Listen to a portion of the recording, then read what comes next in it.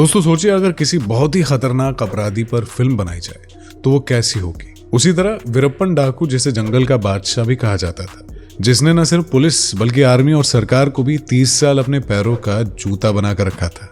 इसीलिए पुष्पा भी एक ऐसी फिल्म है जो कि वीरप्पन की जिंदगी से मिलती जुलती है, और उसका आतंक और उसकी चालाकी, यही सब इस फिल्म में दिखाया गया है।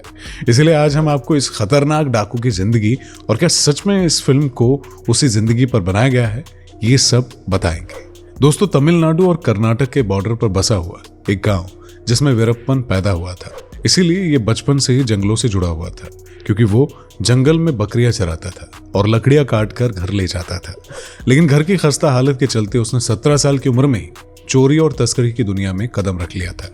वीरप्पन ने अपने जीजा के साथ मिलकर सबसे पहले लाल चंदन और हाथी दांत की तस्करी करना शुरू कर दिया, क्योंकि उस समय बाजार में हाथी दांत और लाल चंदन की लकड़ी की बहुत ही डिमांड थी।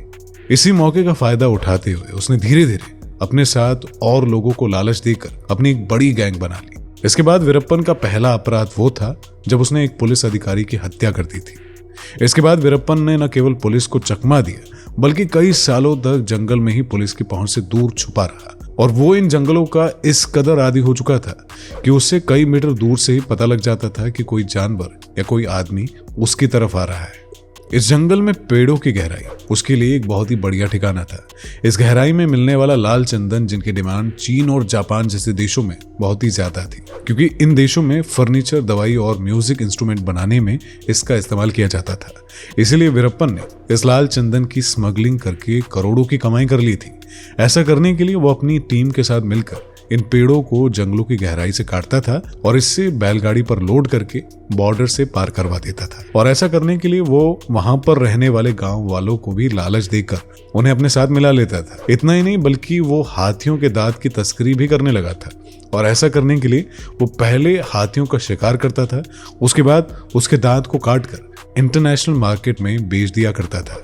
इसीलिए उसने लगभग 2000 से भी ज्यादा हाथियों को मार डाला था, जिससे पर्यावरण को बहुत नुकसान पहुंचा था, बल्कि उसने सरकार के कानूनों को भी पैरों तले रौंद दिया था।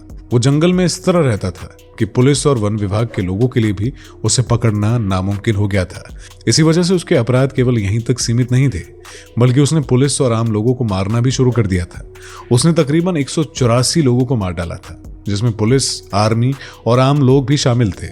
तो आखिर ऐसा क्या कारण था कि इतने लोगों को मौत के घाट उतारने के बावजूद भी सरकार जो थी उसे पकड़ नहीं पा रही थी। उसने कई बार तो पुलिस को चकमा देकर उनके हथियारों को भी लूट लिया था, और उसने अपने आप को जंगल का राजा साबित कर दिया था। और उसके पीछे की वजह ये थी कि वो वहां के पॉलिटिशियन और बड़े बड़े पुलिस अधिकारियों को रिश्वत देता था। इतना ही नहीं, बल्कि उसने पुलिस वालों में भी अपने जासूस रखे हुए थे। जंगल में वीरप्पन का खौफ इतना था कि जंगल में घुसने से पहले पुलिस वालों के भी हाथ पांव कांपने लगते थे। वीरप्पन अपने आप को और भी ज्यादा मशहूर करना चाहता था, इसीलिए उसने जंगल में बहुत सारे इंटरव्यू भी दिए थे। इसके साथ ही उसने एक बार कन्नड़ फिल्म के मशहूर अभिनेता राजकुमार को किडनैप भी कर लिया था। साल 2000 में वीरप्पन ने राजकुमार के फार्म हाउस पर अपने साथियों के साथ मिलकर राजकुमार को वहां से जबरन उठाकर जंगलों में वो ले आया था। और ऐसा सिर्फ उसने फिरौती मांगने के लिए नहीं किया था, बल्कि वो चाहता था कि तमिलनाडु सरकार उस पर लगे हुए सभी आरोपों को खारिज कर दे। लेकिन राजकुमार जैसे अभिनेता का अपहरण करके वो पूरे देश में मशहूर हो चुका था, और वहां की जनता ने विरोध करते हुए सरकार पर दबाव बनाना शुरू कर दिया था। लेकिन इसका भी वीरप्पन पर कोई प्रभाव असर नहीं पड़ा, और सरकार ने कई लोगों को वीरप्पन से बात करने के लिए भेजा था, जिसके कारण तकरीबन 108 दिनों बाद राजकुमार को वीरप्पन ने छोड़ दिया था। लेकिन इसके बदले सरकार ने उसे कितने पैसे दिए थे, इसे आज भी राज ही रखा गया है। इसके कुछ समय बाद ही उसने तमिलनाडु के पूर्व मुख्यमंत्री का अपहरण कर लिया था, जिसने सरकार को पूरी तरह हिला दिया था। लेकिन कहा जाता है कि फिरौती की रकम न मिलने के कारण वीरप्पन ने पूर्व मुख्यमंत्री को मौत के घाट उतार दिया था और उनकी लाश को जंगल में फेंक दिया था। इसके बाद कर्नाटका और तमिलनाडु सरकार ने मिलकर एक स्पेशल फोर्स का गठन किया, जिसके अधिकारी किसी तरीके से वीरप्पन की गैंग में शामिल हो गए। सरकार और ये सभी अधिकारी जानते थे कि जंगल में ये वीरप्पन का कुछ भी नहीं बिगाड़ सकते हैं।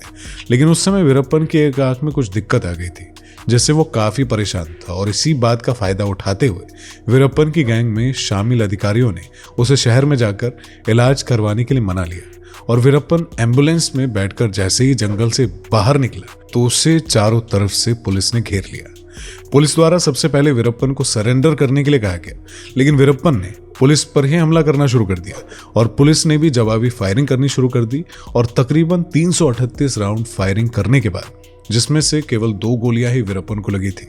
इसके बाद वीरप्पन के एनकाउंटर की खबर फैली तो लोगों को यकीन ही नहीं हो रहा था। किस तरह दोस्तों फिल्म पुष्पा में भी अल्लू अर्जुन का कैरेक्टर भी लाल चंदन की लकड़ी की तस्करी के साथ ही जुड़ा हुआ है, जो कि वीरप्पन की असल जिंदगी से काफी मिलता जुलता है। और ठीक वीरप्पन की तरह ही मूवी में दिखाया गया है कि पुष्पा कैसे बड़े बड़े अधिकारियों को रिश्वत देकर अपने साथ मिला लेता है और सरकार और कानूनों को अपने पैरों तले रौंदता हुआ चला जाता है।